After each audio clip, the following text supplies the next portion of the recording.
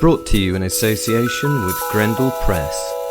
This is Werewolf the Podcast, a serial killer drama.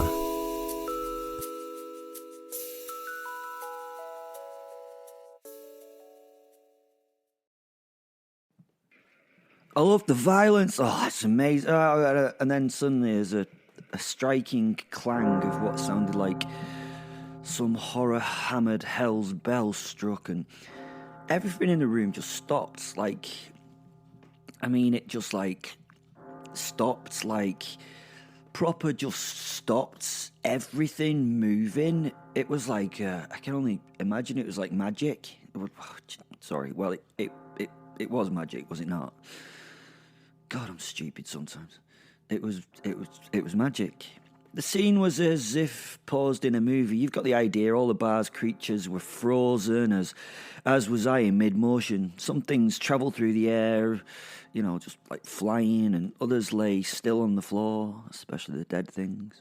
A thrown mug had paused halfway through its journey in the sky. It hung before me, just within my hand's reach. Its partially spilt contents floated next to it, and I could smell rough mead. That's strange, isn't it? Because that means that some of the particles from the mead, because that's how we smell things, must have been able to travel to, or maybe I just imagine. Anyway, sorry. A clever bit to this magic trick was that I could not physically move any muscles at all, but I could move my eyes. Well, I suppose they've got muscles, so I could move those muscles, but I couldn't move any other muscles. Yeah. It was an excellent touch to add to the magic, as I was an inch away from putting my hand through some little furry knobhead's head.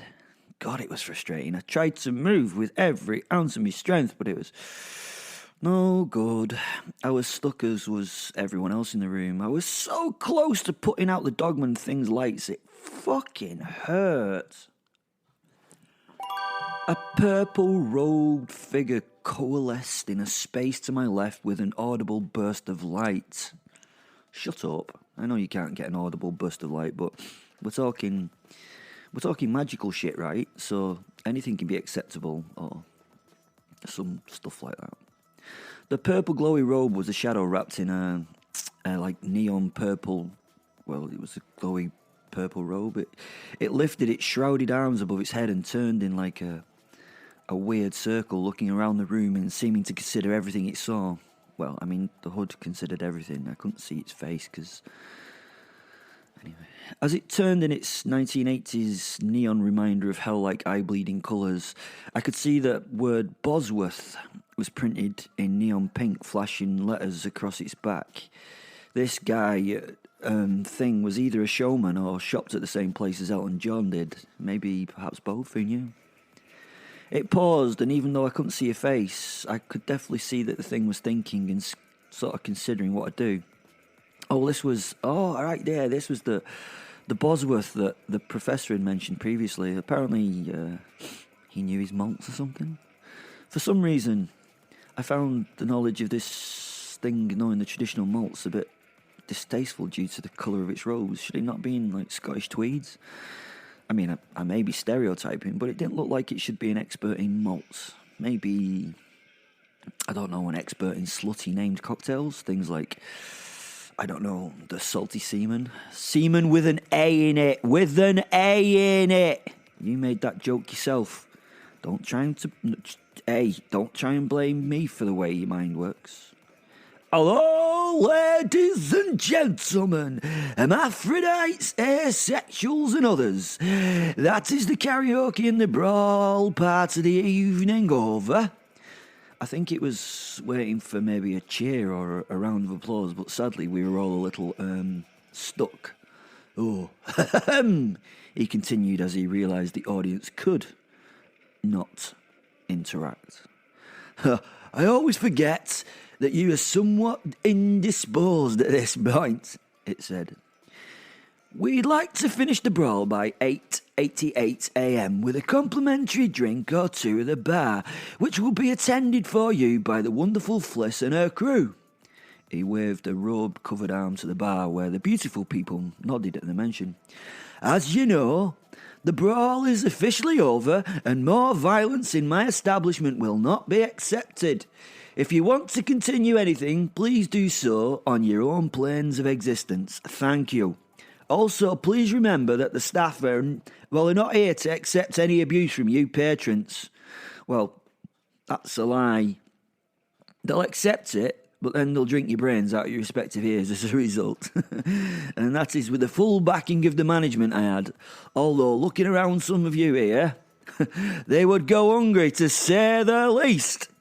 He smiled at a joke often said and probably never funny at this point.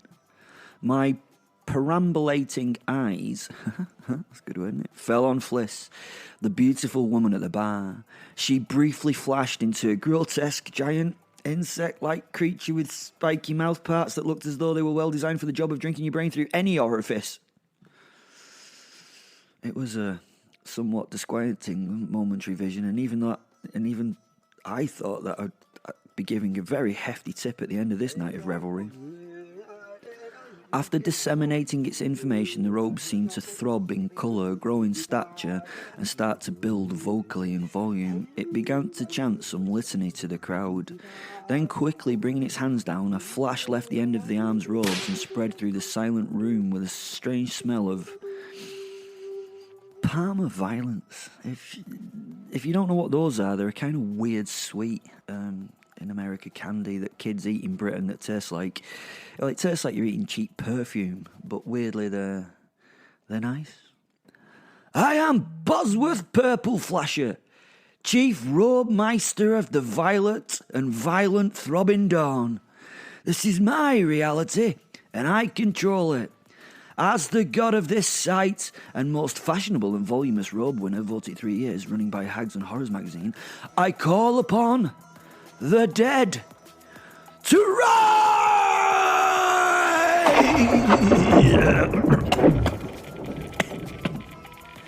He lifted his purple arms to the ceiling, and those forms on the floor that seemed flat and dead slowly got to their feet, and tentacles and other supporting items slowly healing to become whole and alive. All injuries are fixed. All hurts are repaired. All dopamine levels and serotonin levels are significantly increased, if you know what I mean, it yelled. Only cryptocurrency is available at the bar. We're all crypto ears, are we not? It laughed again. It's, well, like, shit joke. No more tonight will any hurts be caused. No threats will be issued. Only laughter and joy will ensue, and that bloody includes you, Keith, he said, pointing and laughing at the confused-looking Minotaur I'd destroyed earlier as its wandering eyes checked its fingers, seemingly pleased with its repairs. Well, judging from what I could take from that bovine stare. All items here will be repaired and fixed. Each glass, each chair will become whole and new again. He clicked some fingers, I presume, deep in his sleeves. The mug before me scooped up the spilt liquid slowly and flew and settled on a table that had rebuilt itself and dragged back its lost benches. Everything looked brand kind of new after a moment or two, or as new as this stuff in here could look. I laughed as I sent the Repario spell from Harry Potter to my werewolf's mind, who knew that the Repario spell was a real thing. Now, we're all free for the rest of the night, shouted the purple robe before the bar denizens started moving again, laughing and clapping to the now bowing robe before them. Cheers and much jocularity was shared as claps on backs were shared, and they were shared between things that had, just recently been digging the eyes out of each other's heads with thumbs. Bizarre. I needed that, said the professor from my left shoulder. He was going through some kind of weird calisthenics routine. He was like bending and stretching this way and that. For some reason, it reminded me of a 1950s newsreel I'd seen of exercising kids back then. Cooling down after these things is very important once you get to my age, you know. You need to stay limber and all that, old chap. He said as he noticed my confusion at his movements. Join me? He asked. I shook my head in a no, and he smiled. Well, what was that? What was, what the fuck was all that about? I asked him, obviously showing a confused face. Even Fen was looking a bit weirded out about what had just happened. Sorry, old chap, I didn't give you the full timetable for this place this evening, did I? Bosworth runs a tight ship. We start at 6:66 a.m, with cocktails, of course, at 7:77 a.m. Yes, before you ask, I don't know how we get to 6:66 or 7:77. But here we do. Just look at your watch if you don't believe me. He nodded towards my wrist. I looked at the beautiful Seamaster that was there, but now it kind of hurt my brain. There was too many dials, too many numbers, too many hands, and just too many things that sort of formed a weird bubble in my brain of, what the fuck? Watches don't work like that watch to work at that moment. Too much time of a different kind here. He continued, patting me. I could explain it to you, but firstly, I don't want to. And secondly, you don't want me to either. Just accept it. At 7:77 a.m. the karaoke starts. Then at 8:88 a.m. the brawl kicks off. It's bloody marvellous fun, and it doesn't stain my cynical record with him upstairs either for some reason. Probably because no one dies or something like that. His mind kind of wandered off as he paused as though trying to consider why this was. Then Bozzy does the hubba bubba magic thing and all is good. His smile was genuine and plain. He really enjoyed this. Somewhat of a unique selling point, what? To this place, I mean. Don't you think? He continued. It was a question, but I don't think he meant for me to answer it as he continued speaking, really. I mean, is it called rhetorical or something? I don't know. Maybe you could answer that question. He then whispered behind his hand. I also have to say that it's good for getting rid of those little niggles you build up as well. Between you and me, I've got a bit of a dicky back. I hate to admit it. But Bosworth fixes that up a treat with that spell of his. I've been to several specialists on Harley Street who couldn't touch it. But Izzy Wizzy, let's get busy from Bosworth, and a few months of pain-free function saves me a bloody arm and a leg. He told me as he smiled and rocked his hips back and forth, showing the movement that he now had in his lower back. Yes, he fixes everything in an undeniably wonderful manner. But I have to admit, his ability to fix the drinks is not the best. He pointed to the now whole bottle of Glenturret on the bar, and with genuine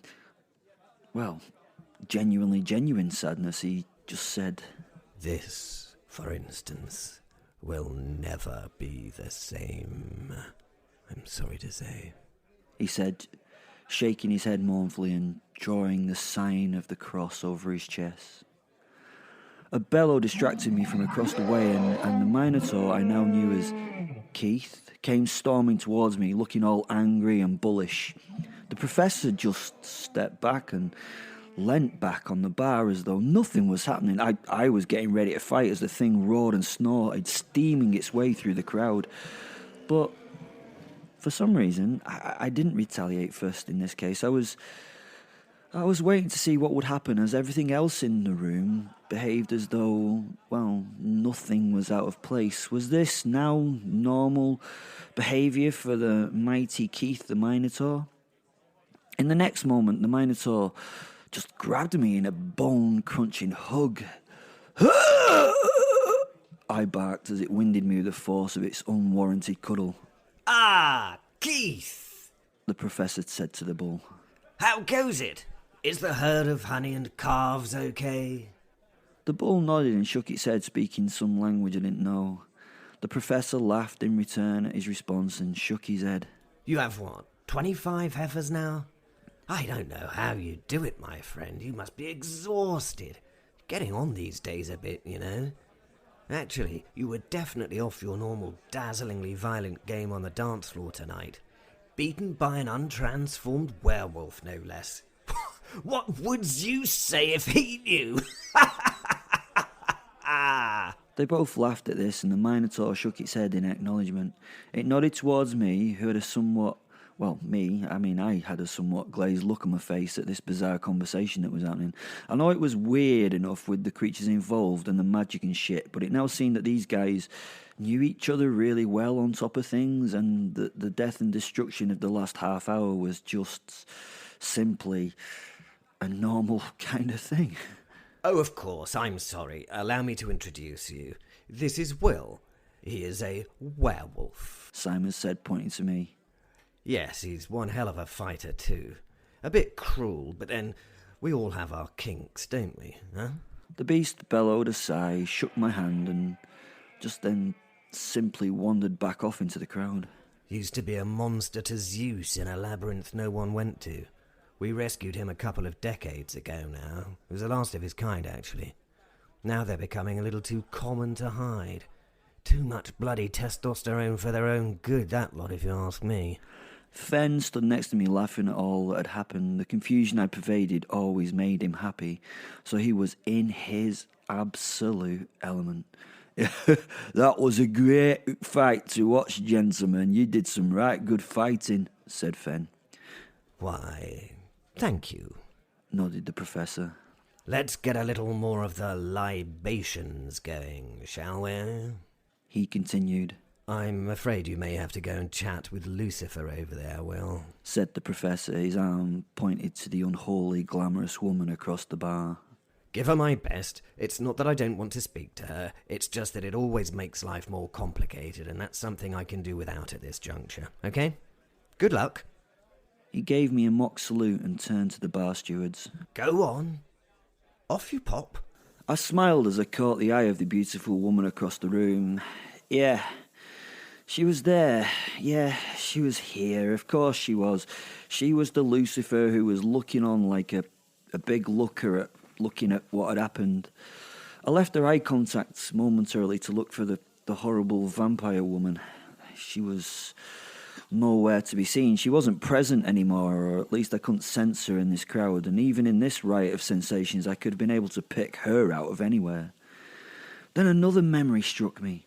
Sally, my little Sally. My little Sally? Why did I call her that? My Sally? That's fucking odd. I don't own her. Sally O'Neill was here. Oh, where is she? Oh, God, my little Sally. She'd been here, too. She'd battered that thing, that kobold or whatever it was. I now felt something in my tummy, a bit distressed, and I couldn't understand why. I wanted to find her desperately. What was it about that woman? She made me feel stuff here. Well, you can't see where I'm pointing, can you? But here in my heart. Shit, I hate this emotional stuff. It hurts much more than the usual physical pain stuff, right? A hand fell in mine from beside me, and I turned slowly, expecting to see her. Oh, not that smile. I was expecting... Shit, it was the devil. My face went from a broad smile of... oh, no, I can't feel that. I felt hope at seeing Sally to that of a dropped souffle of disappointment and not seeing Sally. I could see that I'd actually hurt the devil, because she was the recipient of this response as my face fell. They've both gone, she said, with an element of sadness in her voice. I could see some concern in her eyes. They left straight after the little fight thing that you were involved in. They seemed pretty friendly as they went. She had a glass tumbler in her hand full of a thick blue liquid. Her blood-red lips parted, and she seductively took the black straw that was in it between them. This would have normally been an all-consuming thing, but my concern for Sally completely overruled the devil's usual seduction. Lucifer drew up some of the blue drink, swallowing it with a gulp, and she nodded at the door. They went off together, but they were talking about you. I stared at the door and considered what to do. Should I go chase them down? What would you suggest I do? I asked her. There was no response. I turned towards her, looking, a little angrily to the spot that had been Satan moments ago. I was now holding the hand of some scaly lizard-type thing that was looking at me through chameleon eyes with its tongue lolled from its mouth. I dropped the hand, smiled at the thing, made my apologies, and wandered off towards the professor, who was talking in an animated way to the bar staff person creature insect thing that I now recognised as being Fliss. In my mind, I was thinking, well, if she decided to go, I should let her, should I not? It was her choice. Fern, who was listening to this thought as he listened to everything, was becoming concerned. Was I showing empathy? This really wasn't good. The night was now early, late. But the time here, who the fuck knew? It'd been a long one, let's put it that way. We'd been escorted over to the RIP, really important personifications, get it? Part of the bar. I know it's usually the VIP section, but we're in a fairy world, and RIP sounds much more like a fairy kind of horror thing, doesn't it? Yeah? Does it not? RIP? Rest in peace? No. God, you try. You sit here, and you bloody try, and what do you get? It was a few booths, and they had a huge ogre thing literally overseeing them because he was, so huge, and they had like a little red rope thing blocking them off so that the not normal folk, I hurt my head, who were not worthy couldn't enter. One booth was taken by Bosworth's purple glowing robe, and some things around him ranging in all sizes and shapes and colours, and you can just get it, can't you? It was weird.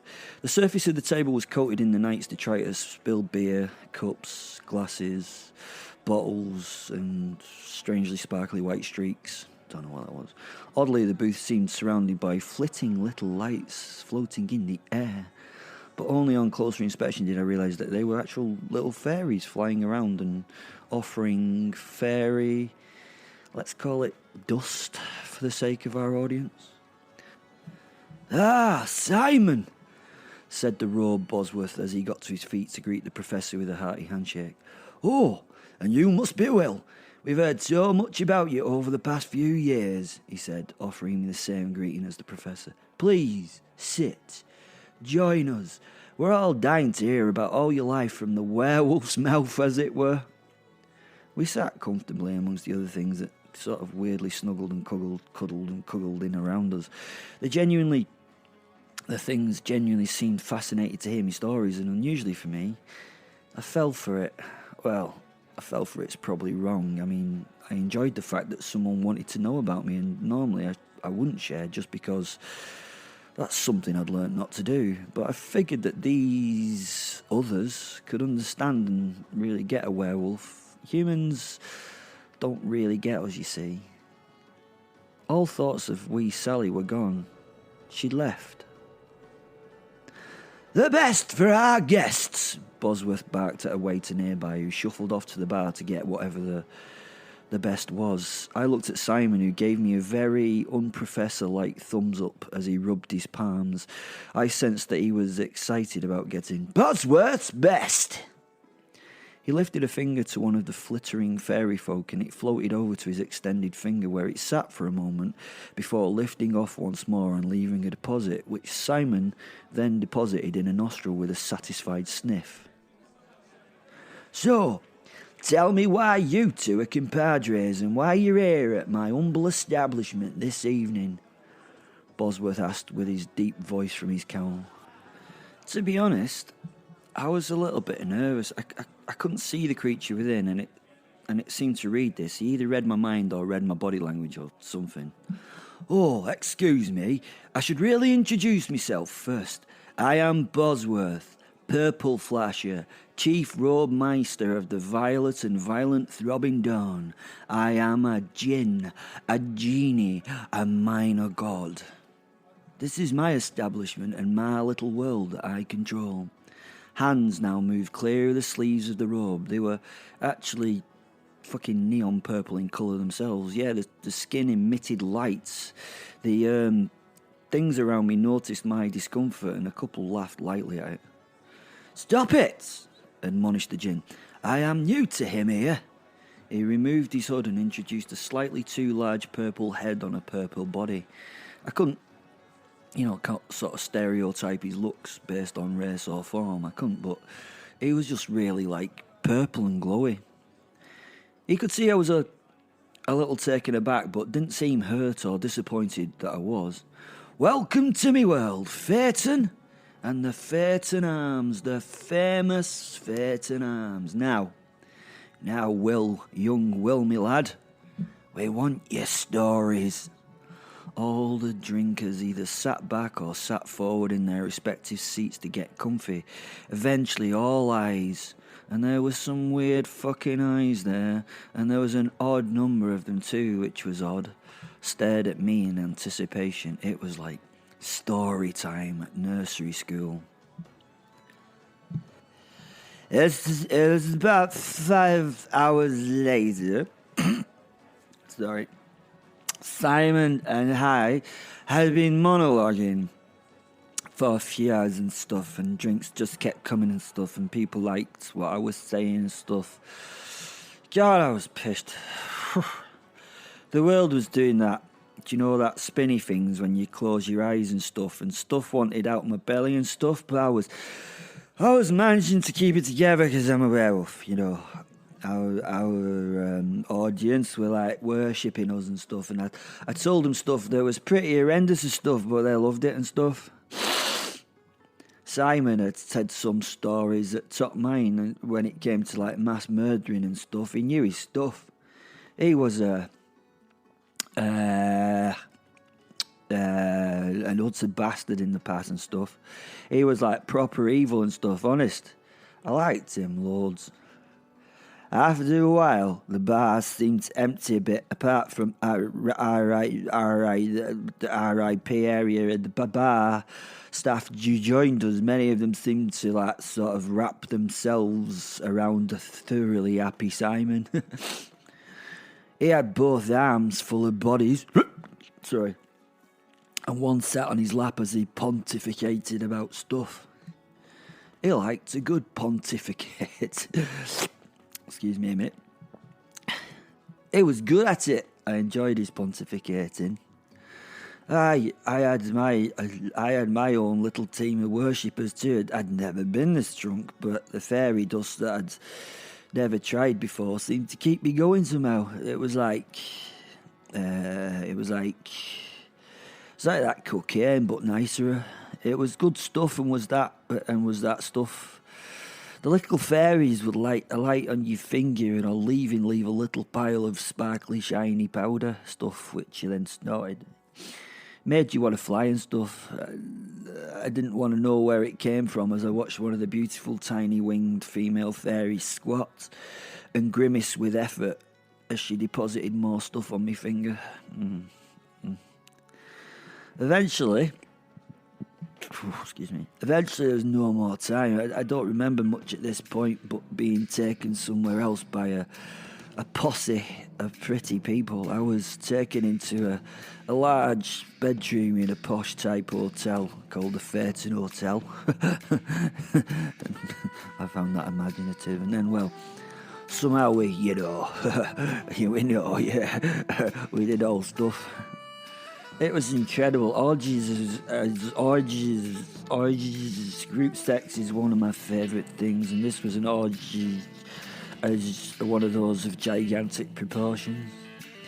Bodies writhed and became one, and pleasure and lust was satisfied as all enjoyed the time together. Shit, I really wish I could remember more of it. But happily, it would be coming back in flashbacks over the next few years. I then woke up. If you've listened to episode 142, you know about my morning's ablutions. They were explained there. The shower, the preparation for the day, the recovery from the hangover, which, lucky for me, was only a few seconds long. Another benefit of being a werewolf. I come back through to the main bedroom, leaving the girl on the toilet in the bathroom, when a knock came at the door. I wandered over. I was kind of hoping that it was breakfast. It was great. I was kicking my way through the snow-like... Well, it was like a snow-like covering of clothing that was on the carpet. I remembered more of the incredible night. Memories of some of those items being removed and what was revealed as their loss was given. Oh, it was great. I adjusted my towel slightly and peered through the peephole as I got to the door. No one was visible. Paranoia. So I carefully opened the door to, well, nothing. Weird. I yawned and scratched my towel-dried head as I looked for someone up and down the corridor. There wasn't anyone, no footsteps, no smell, really, of anybody. Strange. Eventually I looked down at the package on the floor. It was wrapped in plain brown paper with a red ribbon. A lipstick kiss was on the paper next to the bow. I leant and lifted. It was pretty heavy and smelled of a really kind of rich perfume. I turned and closed the door with a kick, wandering back through the room, undoing the ribbon and placing the box on a handy table to unwrap it. I removed the paper to find just a cardboard box. I lifted the lid to see what was inside, humming a happy little satiated tune. There was, it's a bit odd, there's a little piece of grey fur. Weird. Oh no, there's like 3 pieces of grey fur. Like little placemats. Underneath the fur were... they were Malcolm's crumpled aviator glasses. You might remember that Malcolm was my servant in the past. He'd been snatched by the vampires from my home. They were his glasses, definitely. They smelt of him. I couldn't forget those crumpled mess. What the fuck was this about? What the... Then again I lifted one of the furry items. It kind of flopped open into... It was a skin. It was actually a skin. It wasn't just fur. It was a tiny little wolf pelt. It was quite cute. My brain wasn't computing. How bizarre was that? What did that mean? Why had someone sent me these? I mean, it was cute. Was it a threat? I mean, the aviators? I don't know. And 3 of them. 3 of the little pelts. I sort of laughed. I mean, I like Malcolm, but do you know what? Shit happens, and he wasn't the nicest of people. Then the world came into a horrific focus. No, they couldn't have been. They couldn't. No, they wouldn't have. No, these were cured little pelts, tiny little cured wolf pelts. Sally had been pregnant. No, she was pregnant. She told me so. These were little... No, they didn't. They fucking didn't. I collapsed to my knees and screamed into the night. True terror had hit my heart for the first time. This was pain. This was hurt. No!